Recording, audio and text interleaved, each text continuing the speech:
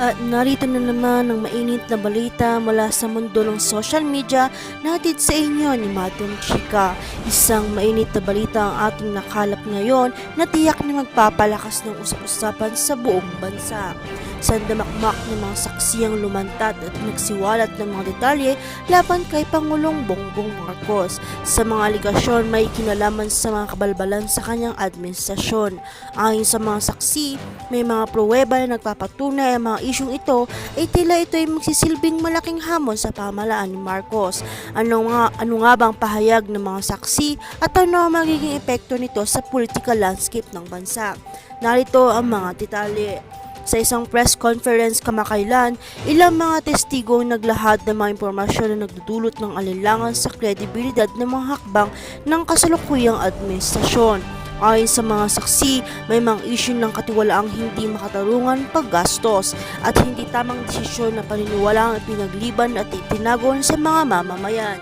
Ilan sa mga ito ay may kinalaman sa mga proyekto ng gobyerno na hindi pa natapos, ngunit tinanggap na ng mga opisyal ng administrasyon ang malaking halaga ng pondo. Ilan sa mga testigo na lumantad ay mga dating opisyal mula sa iba't ibang sektor ng gobyerno. Ayon sa kanila, ang mga maling hakbang na ito ay pinatupad sa kabila ng mga ulat na hindi pagkapare-parehong proseso.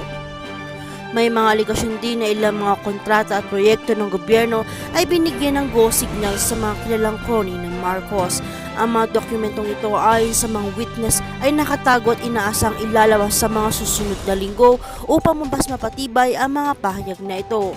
Sa isang pahayag mula kay Atty. Ramon Cruz, isa sa mga abogado na tumutulong sa mga saksi, iginiit niya na may ebidensya na magpapatibay sa mga aligasyon ng katiwalaan.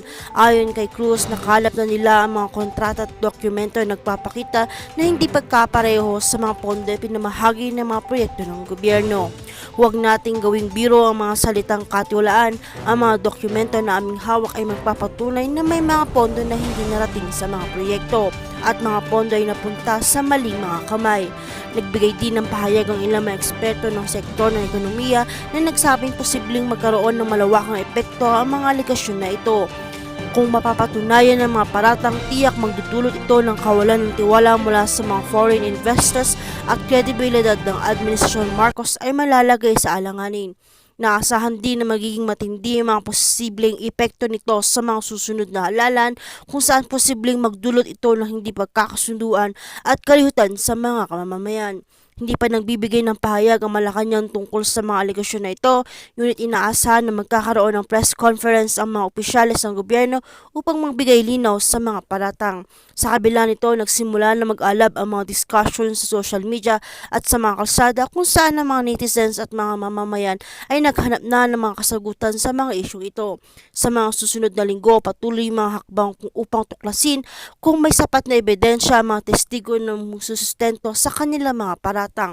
Ang paglitaw ng mga saksi laban kay Pangulong Bongbong Marcos ay isang malaking hamon sa kanyang administrasyon at isang pagkakataon na magkakaalam kung gaano katibay ang mga aligasyon na ito.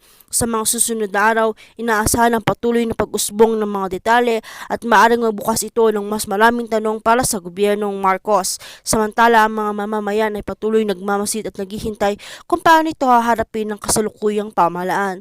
Tinutok natin ng mga kaganapang ito kahit patuloy na sumaybay sa aming mga balita.